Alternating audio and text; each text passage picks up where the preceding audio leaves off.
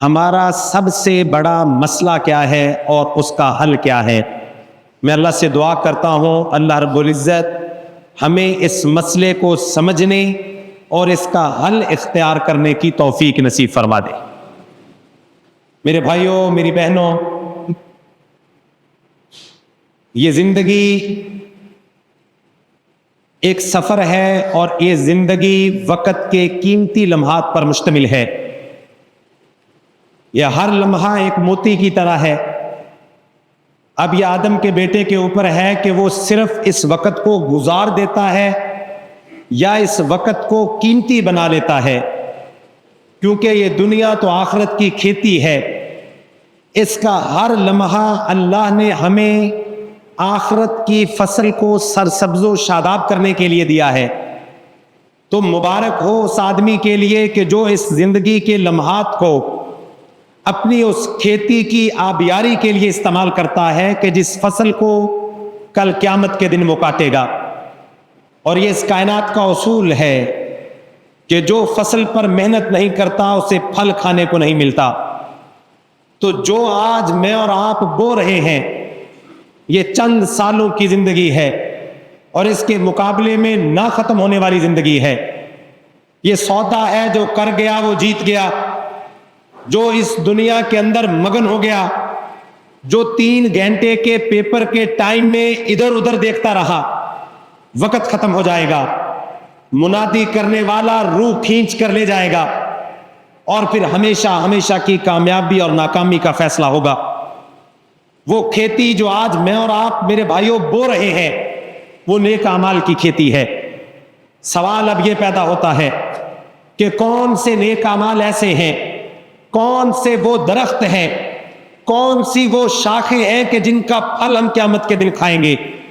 عاملۃ ناصبہ، بہت سے لوگ ایسے ہوں گے کہ جن کی تھکاوٹ کی وجہ سے ان کے جوڑ ختم ہو جائیں گے عبادت کرتے کرتے، لیکن اللہ کا قرآن کہتا ہے عاملۃ ناصبہ، انہیں زمین کے اوپر تھکاوٹ کے علاوہ کچھ نہیں ملے گا۔ ہباء منثورا، قیامت کے دن روئی کی طرح ان کے اعمال کو بکھیر دیا جائے گا۔ تو پھر سب سے بڑا مسئلہ تو یہ ہوا کہ کہیں میں اور آپ ایسے اعمال تو نہیں کر رہے کہ جو قیامت کے دن ہباء منثورا بن جائے؟ کہیں شیطان ہمیں کسی اور جال میں گمراہ تو نہیں کر رہا؟ تو میرے بھائیوں یاد رکھیں، وہ اعمال جو قیامت کے دن میزان میں وزن رکھیں گے، وہ اعمال کہ جو آج ہم بو رہے ہیں قیامت کے دن اس کے پھل جنت کی صورت میں کھائیں گے، ان اعمال کے لیے بنیادی بات یہ ہے کہ آپ کو ان اعمال کے حکم کے ساتھ ساتھ ان کی حکمت کا پتہ ہونا چاہیے۔ اللہ تعالیٰ قرآن مجید میں اصحاب کہف کا ذکر کرتے ہیں کہ اصحاب کہف کے بارے میں یہ لوگ بحث کرتے ہیں، مذاکرہ کرتے ہیں کہ وہ 3 تھے یا 4 تھے یا 5 تھے یا 7 تھے۔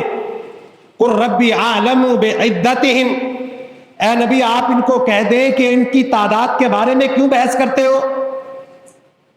ان کی تعداد کے بارے میں پتہ تو کائنات کے بادشاہ کو ہے۔ تم یہ بحث کرو، اس بات پر مذاکرہ کرو کہ اصحاب کہف کا ذکر کیوں ہوا ہے، ان سے ملا کیا ہے، وہ غار میں گئے کیوں تھے، وہاں پر جا کر کیا کیا، کتنے سال نیند میں رہنے کے بعد دوبارہ جاگے تو کیوں جاگے؟ اس کا مطلب یہ ہوا کہ قرآن نے ہمیں خاموش پیغام دے دیا کہ آدم کے بیٹو حکم پر بحث نہ کرو، ایک دوسرے کے اوپر فتوے حکم پر نہ لگاؤ، بلکہ اس عبادت اور عمل کی حکمت کو سمجھو۔ اصحاب کہف کی تعداد پر رجم بالغیب، اندھیرے کے اندر کنکریاں مت پھینکو، بلکہ ان اصحاب کہف کے پیغامات اور اس کے اندر پیغام اور حکمت کے اوپر غور کرو۔ آج میرے بھائیوں سب سے بڑا مسئلہ جو میرا اور آپ کا ہے وہ صرف یہی ہے کہ ہم لوگ حکم پر بڑی بحث کرتے ہیں، بحثوں کے مناظرے ہیں، بحث ہے، تکرار ہے، لیکن آپ دیکھیں گے کہ اس بحث کے اندر آپ کو حکمت نظر نہیں آئے گی۔ یہی وجہ ہے آج 20 سال سے نماز پڑھنے والا انسان اگر آپ اس سے یہ پوچھیں کہ نماز کس لیے پڑھتے ہیں، اس کو اس بات کا پتہ نہیں ہوتا۔ میں اللہ کی توفیق سے حج سے واپس آیا تو وہاں منا کے میدان میں مجھے میری ایک عادت تھی کہ میں اکثر خیموں میں اور دائیں بائیں بھائیوں کے پاس بیٹھتا اور ان سے سوال کرتا طالب علم بن کر. میں کہتا یار حج پہ ہم آئے کیوں ہیں؟ ادھر سے کیا ملے گا؟ واپس جا کر ہم کیا کریں گے؟ یہاں پر آنے کی حکمت کیا ہے؟ یقین مانے میرے بھائیوں، 90% سے زائد لوگوں کے نزدیک حج چلنے پھرنے کے علاوہ اور کسی چیز کا نام نہیں ہے. بالکل اسی طرح 90% سے زائد مسلمانوں کو اس بات کی حکمت کا نہیں پتا کہ نماز کس لیے تھی. میں نے وہاں پر بھی بھائیوں سے پوچھا کہ ہم التحیات للہ والصلوات بچپن سے آج تک پڑھ رہے ہیں، اس کا مطلب کیا ہے؟ ہم نے کیا بات کی، کیا مانگا، کیا ڈیمانڈ کی، اللہ نے کیا جواب دیا، کیا بشارت تھی، کیا وعید تھی، کیا انعام تھا، کیا تذکرہ تھا، کیا بیان تھا؟ کسی آدمی کو پتہ ہی نہیں ہے. مجھ سمیت میرے بھائیوں، ہم سب کو حکمت پر غور کرنے کی ضرورت ہے، اور یہ عادت اللہ کا قرآن کہتا ہے بنی اسرائیل کی تھی. نبی صلی اللہ علیہ وسلم نے فرمایا بنی اسرائیل کے اوپر کیا ہوا ہے؟ اللہ کی لعنت ہوئی ہے. ضربت علیہم الذلۃ والمسکنۃ وباءوا بغضب من اللہ. بنی اسرائیل کے اوپر اللہ کی لعنت، اللہ کی پھٹکار قرآن کہتا ہے. اور اس کی وجہ کیا تھی؟ ایک، وہ حکم پر بحث کرتے تھے. گائے کون سی ہوگی، رنگ کون سا ہوگا، چھوٹی ہوگی بڑی ہوگی، نر ہوگی مادہ ہوگی، نسل کون سی ہوگی. حکمت پر حکم کے غور نہیں کرتے تھے. آج میرے بھائیوں میں اور آپ بھی ایسے ہی ہیں، ہم بھی ان کے پیچھے پیچھے کہ حکم پر بحث ہے لیکن حکمت کا پتہ کوئی نہیں ہے. حقیقت میں میرے بھائیوں یہ ساری کی ساری عبادات، ہر عبادت کے پیچھے ایک حکمت ہے. اللہ کا قرآن کہتا ہے جب تم نماز پڑھنے کے لیے مسجد کے اندر آتے ہو تو اس کی ایک حکمت تو یہ ہے اقم الصلاۃ لذکری، تاکہ تم نماز کے ذریعے میری یاد کے اندر ڈوب جاؤ. تم دنیا کی تجارت میں مگن ہو، اچانک مؤذن اذان دیتا ہے اللہ اکبر، تم سارا کچھ چھوڑ کر میری آواز کی طرف اور میری یاد کی طرف لپک کر آ جاؤ. اور صرف یہ نہیں ہے کہ تم نماز پڑھے اور پڑھ کر واپس چلے گئے، بلکہ جب تم اپنی تجارت میں بیٹھو گے وہاں پر جا کر بھی پھر اللہ کو یاد کرو گے.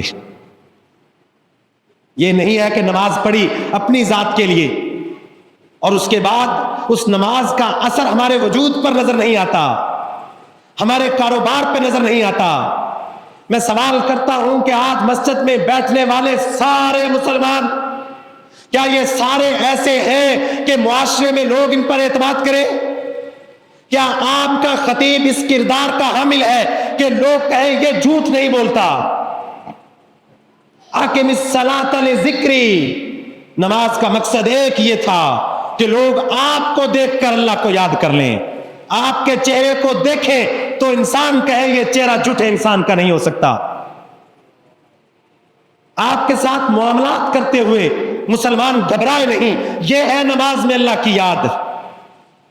ہم نماز پڑھتے جا رہے ہیں اور ایک دوسرے کے اعتمادوں کا جنازہ اٹھاتے جا رہے ہیں.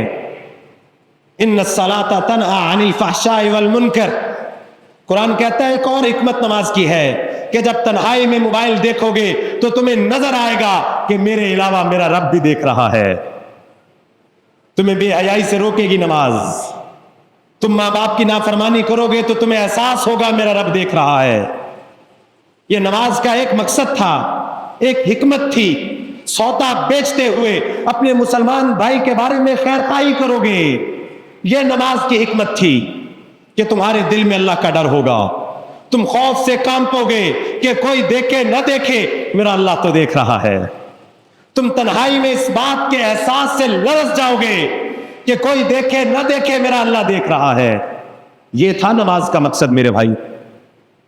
وَاسْتَعِينُوا بِالصَّبْرِ وَالصَّلَاةِ، ایک اور حکمت ہے قرآن کے اندر.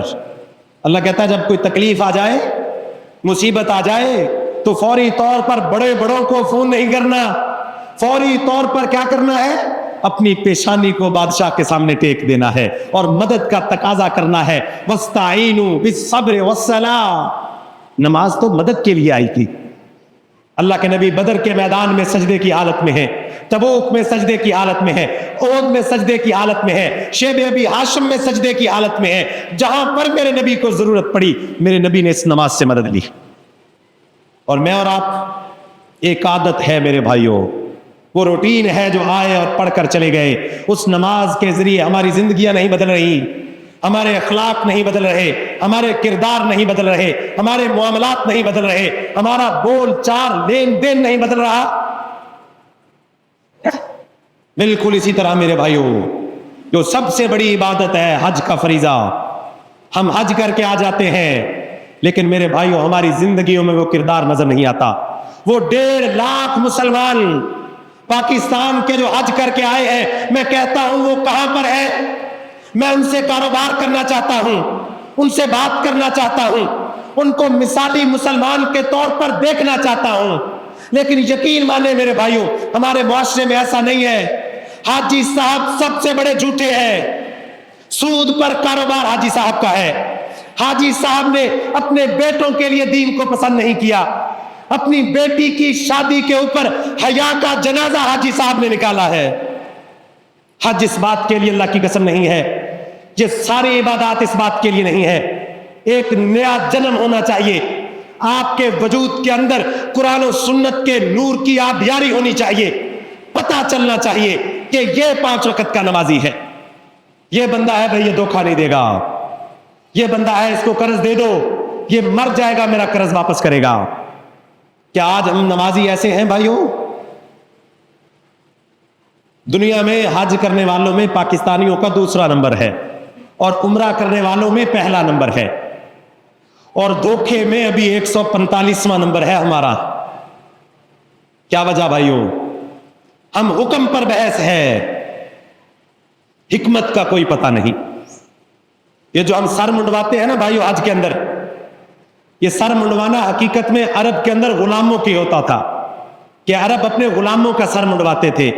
یعنی اگر قریش والے، بنو ہاشم والے، بنو تمیم والے بیٹھے ہیں تو ان میں جن کا سر منڈا ہوا ہوگا پتہ چلے گا یہ غلام ہے۔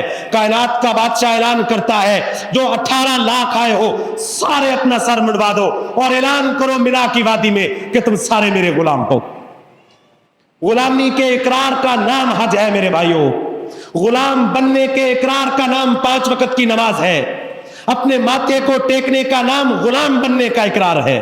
لیکن ہم غلام نہیں ہیں بھائیوں، ہم بادشاہ ہیں اپنی اپنی زندگی میں، اپنی اپنی روٹین میں۔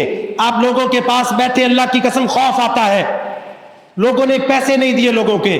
میرے پاس یہ 4-5 دنوں میں بہت زیادہ رش تھا بھائیوں کا، سارے بھائیوں کی ایک ہی ڈیمانڈ تھی، ڈاکٹر صاحب لوگ پیسے نہیں دیتے، وہ فلاں حاجی صاحب میرے پیسوں کے ساتھ چلے گئے۔ جھوٹ بولتے ہیں لوگ، یہ دین کا تقاضا نہیں۔ اللہ کی قسم میرے بھائیوں، کائنات کے امام مسجد نبوی میں تشریف فرما ہے، آپ نے اپنا دائنا ہاتھ اپنی پیشانی پر رکھا، صحیح سند کے ساتھ حدیث ہے، آپ نے فرمایا واللہ اللہ نے کتنی سختی کو نازل کیا ہے۔ صحابہ پریشان ہو گئے، آقا اتنی سختی؟ اللہ کے نبی تھوڑی دیر بعد پھر بولتے ہیں، آپ ارشاد فرماتے ہیں، پھر آپ اپنی ہتھیلی کو اپنے ماتھے پر رکھتے ہیں اور فرماتے ہیں واللہ اللہ نے کتنی سختی کو نازل کیا ہے۔ صحابہ پریشانی سے رونے لگ پڑے، آقا ایسا کون سا حکم آ گیا؟ اللہ کے نبی نے فرمایا اگر کوئی مسلمان اللہ کے راستے میں قتل کر دیا جائے، پھر زندہ ہو جائے، پھر قتل کر دیا جائے، پھر زندہ ہو جائے، پھر قتل کر دیا جائے، یعنی 3 مرتبہ شہید کر دیا جائے، کائنات کا امام کہتا ہے وہ جنت کے اندر نہیں جا سکتا جب تک کہ اس کا قرض ادا نہیں ہوگا۔ جنت کے اندر حاجی صاحب، نمازی صاحب نہیں جا سکتے جب تک وہ قرض ادا نہیں کریں گے۔ بڑی ذمہ داری سے بات کر رہا ہوں بھائیوں، کوئی نماز نہیں، کوئی روزہ نہیں، اگر آپ نے کسی کے پیسے دینے ہیں سب سے پہلا کام حج سے پہلے، نماز سے پہلے، روزے سے پہلے، بیٹے بیٹوں کی شادی سے پہلے، اپنی بیماری سے پہلے، سب سے پہلے اس بندے کا قرض ادا کریں۔ اس کے بغیر کوئی عبادت نہیں، کوئی نماز نہیں، یہ دھوکہ ہے میرے بھائیوں، میں نہیں کہتا۔ کائنات کے امام نے فرمایا ایک انسان 2 چادروں میں اپنے آپ کو لپیٹ لیتا ہے، 2 چادریں کون سی؟ احرام کی چادریں ہیں، کفن کے متشابہ ہیں، اور کائنات کے امام نے فرمایا وہ لپیٹتا ہے، غسل کرتا ہے، میقات پر جاتا ہے اور بلند آواز میں کہتا ہے لبیک اللہم لبیک لا شریک لک لبیک ان الحمد والنعمت لک والملک لا شریک لک. کائنات کے امام نے فرمایا وہ یہ پڑھتا چلا جاتا ہے اور یہی نہیں ہے وہ جا کر بیت اللہ کو دیکھتا ہے، یہ بھی نہیں ہے. کائنات کے امام نے فرمایا وہ ملتزم کے ساتھ چمٹ جاتا ہے، آہو بکا کرتا ہے، فریاد کرتا ہے اور کہتا ہے یا ربی بڑی دور سے آیا ہوں، سفر کر کے آیا ہوں. تو آگے سے اللہ جواب دیتے ہیں نہیں، تیرا کھانا حرام، تیرا پینا حرام، تیرا چلنا حرام، تیرا لباس حرام، تیری جسم حرام، تیری اولاد حرام. تو یہاں پر عبادت کے لیے نہیں بلکہ یہاں سے لعنت لے کر واپس جائے گا. اور ہم سمجھتے ہیں کہ لوگوں کو کہانیاں کروائیں گے، لوگوں کے پیسے دینے ہیں، لوگوں کو چکر لگوائیں گے، لوگوں کے سامنے تیز بنیں گے، اپنے بیٹے کی شادی پر خرچہ کریں گے اور لوگوں کو چکر لگوائیں گے. یہ دین نہیں ہے میرے بھائیوں. یہ معاشرہ ڈوب رہا ہے. اللہ کا واسطہ ہے اس معاشرے کی ڈوبتی ہوئی کشتی کو بچائیں. اعتماد ختم ہو گیا معاشرے میں. ہم ڈر رہے ہیں ایک دوسرے سے. لوگ مجھ سے خوف کھاتے ہیں، میں لوگوں سے خوف کھاتا ہوں، ہم ایک دوسرے سے خوف کھاتے ہیں. یہ اسلام نہیں ہے میرے بھائیوں. کائنات کے امام نے حجۃ الوداع کے موقع پر فرمایا تمہارا خون، تمہاری عزت، تمہارا مال، یہ تینوں ایک دوسرے کے اوپر حرام ہیں. ہم ایک دوسرے کی عزت پر حملہ نہیں کر سکتے بھائیوں. ہم چوک چوراہے میں کسی کو گالی نہیں دے سکتے. بالکل اسی طرح ہم کسی کا 1 روپیہ بھی نہیں کھا سکتے. ہم بہن بیٹی کی وراثت نہیں کھا سکتے. ہم اپنے ساتھ والے کے پلاٹ کا 1 مرلہ یا 1 فٹ نہیں دبا سکتے. اگر یہ کر لیا میرے بھائیوں تو اللہ کے نبی صلی اللہ علیہ وسلم کی سنت سن لیں. آپ علیہ السلام نے ایک شخص کا جنازہ پڑھنے سے انکار کر دیا. وہ عظیم ہستی جو انسان نہیں جانوروں کے لیے بھی رحمت بن کے آئی، اس ہستی نے ایک شخص کا جنازہ پڑھنے سے انکار کر دیا. صحابہ پریشان ہو گئے. فرمایا آقا آپ جنازہ کیوں نہیں پڑھ رہے؟ سارے لوگ اکٹھے ہو گئے ہیں، باہر رش لگا ہوا ہے. آقا آئے اس شخص کا جنازہ پڑھائیں، میں قربان جاؤں. کائنات کے امام نے ہمیں کیسا سبق دیا؟ آپ نے فرمایا نہیں، میں اس شخص کا جنازہ نہیں پڑھاتا، اس کے ذمے صرف 2 دینار کا قرض ہے. کتنے دینار کا بھائیو؟ 2 دینار کا قرض ہے. کائنات کا امام کہتا ہے میں جنازہ نہیں پڑھاتا. پھر حضرت ابو قتادہ رضی اللہ تعالیٰ عنہ نے ذمہ داری لی. آپ نے کہا اللہ کے رسول میں 2 دینار دوں گا، آپ جنازہ پڑھا دے. تو کائنات کے امام نے جنازہ پڑھایا اور اگلے دن ابو قتادہ سے پوچھا اے قتادہ کیا 2 دینار ادا کر دیے؟ فرمایا ہاں. تو آقا نے فرمایا آج ہی اس کی چمڑی ٹھنڈی ہوئی ہے. آپ علیہ السلام نے فرمایا اس کی روح اٹکی رہتی ہے، لٹکی رہتی ہے. یعنی وہ انسان اگر جنتی بھی ہے تو اس انسان کی روح اٹکی ہوئی ہے، وہ جنت میں نہیں جا سکتا جب تک کہ اس کے پچھلے اس کا قرض ادا نہیں کرتے. اپنے معاملات کی درستی کیجیے میرے بھائیوں، معاملات کو ٹھیک کیجیے. اگر میں اور آپ مسلمان ہونے کا دعویٰ کرتے ہیں، ہم نبی کا کلمہ پڑھنے کا دعویٰ کرتے ہیں، تو پھر میرے بھائیوں اعلیٰ کردار پیش کرنا میری اور آپ کی ذمہ داری ہے. ایسی تجارت پیش کرنا کہ لوگ کہیں کہ تاجر ہے تو مانسرا کے ہیں، لوگ ہے تو مانسرا کے ہیں، دل ہے تو مانسرا کے ہیں، معاملات ہے تو مانسرا والوں کے ہیں. اور اگر یہ نہیں ہے تو بھر لے مسجدیں جتنی بھری جاتی ہیں، اللہ کے نزدیک ان کی کوئی وقت نہیں ہے. کیوں؟ اللہ دلوں کو دیکھتا ہے اور دلوں کا وزن اعمال کی بنیاد پر ہوگا، اعمال کا وزن اخلاص کی بنیاد پر ہوگا، اخلاص کا وزن کردار کی بنیاد پر ہوگا اور کردار کا وزن انسان کی نیت کی بنیاد کے اوپر ہوگا. زندگی کو بدلے میرے بھائیوں. اگر میں اور آپ نمازی ہیں تو خدا را نمازی بننے کا حق ادا کریں. اگر میں اور آپ حاجی ہیں تو حاجی بننے کا حق ادا کریں. اور سب سے بڑھ کر میں اور آپ مسلمان ہیں، مسلمان بننے کا حق ادا کریں. یہ معاشرہ اس بات کا متقاضی ہے میرے بھائیوں کہ اب میں اور آپ حکموں پر توجہ زیادہ نہ کریں. وہ تو ضروری ہے، جو نماز نہیں پڑھتا ہو تو اسلام سے نکل جاتا ہے، لیکن اس کی حکمت پر غور کریں. ذرا اپنے آپ کو جھنجھوڑیں، کہاں پر غلطی ہے، کیوں معاشرے میں بے چینی ہے، کیوں بے قراری ہے.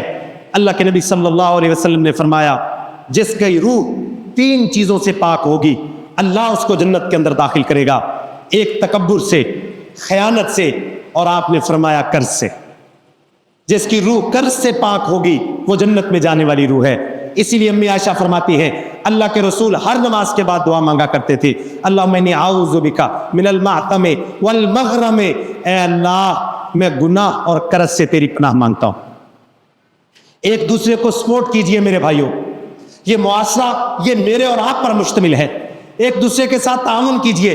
اگر کوئی آدمی اپنے بھائی یا اپنی بیٹی کی شادی پر فضول خرچی کر رہا ہے تو میں گزارش کرتا ہوں جرگہ بن کر اس کے پاس جائے اور کہیں ہم خوش نہیں ہوتے، میرے بھائیوں سادگی کے ساتھ کرو، قرضہ نہ مانگو، لوگوں کو نہ دکھاؤ، بھائیوں حکمتوں پر توجہ کریں۔ اللہ ہمیں حکمتیں بتانا چاہتا ہے تاکہ ہماری زندگیاں بدل جائے۔ یہ جو ہم کعبے کے چکر لگاتے ہیں نا، اس کا مقصد یہ ہوتا ہے، اللہ یہ سمجھانا چاہتے ہیں ساری زندگی میری ذات کے گرد چکر لگانا، جیسے آج بے ساختہ چکر لگا رہے ہو، دائیں بائیں نہیں دیکھتے ہو، ایسے ہی اپنی زندگی کے معاملات میں میری ذات کو دیکھنا اور میری ذات کے گرد گھومنا، قرآن کے حکم کو دیکھنا، نبی کے فرمان کو دیکھنا۔ اور اگر میرے بھائیوں ہمارے یہ معاملات نہیں ہیں تو یقین مانے اللہ کو ایسا دین نہیں چاہیے ہم 20 لاکھ کا مجمع جمع ہو جائے یا 30 لاکھ کا مجمع جمع ہو جائے یا 50 لاکھ کا مجمع جمع ہو جائے، اس امت کی حالت تب بدلے گی جب میں اور آپ اپنے آپ کو بدلیں گے، جب میں پرچم اٹھاؤں گا آپ پرچم اٹھائیں گے، نہیں ہم معاشرے کو بدلیں گے۔ یہ معاشرہ تب بدلے گا میرے بھائیوں، اس کے بغیر یہ بدل نہیں سکتا۔ اس معاشرے کی تبدیلی کے لیے میں نے اور آپ نے کردار ادا کرنا ہے۔ آخر ہم ہی تو تاجر ہیں، ہم ہی تو معاملات کرتے ہیں، کیا وجہ ہے؟ معاشرے میں سکون نہیں ہے۔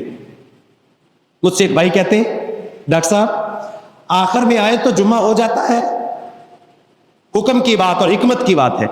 میں نے کہا یار مجھے یہ تو نہیں پتا کہ آخری 10 منٹ میں آنے والے بھائی کا جمعہ ہوتا ہے یا نہیں ہوتا، مجھے تو اپنے جمعے کا نہیں پتا کہ میرا بھی ہوتا ہے کہ نہیں ہوتا، لیکن مجھے ایک بات کا پتا ہے کہ جو اذان کے بعد مسجد میں آتا ہے وہ کائنات کے بادشاہ کی نافرمانی کر کے آتا ہے۔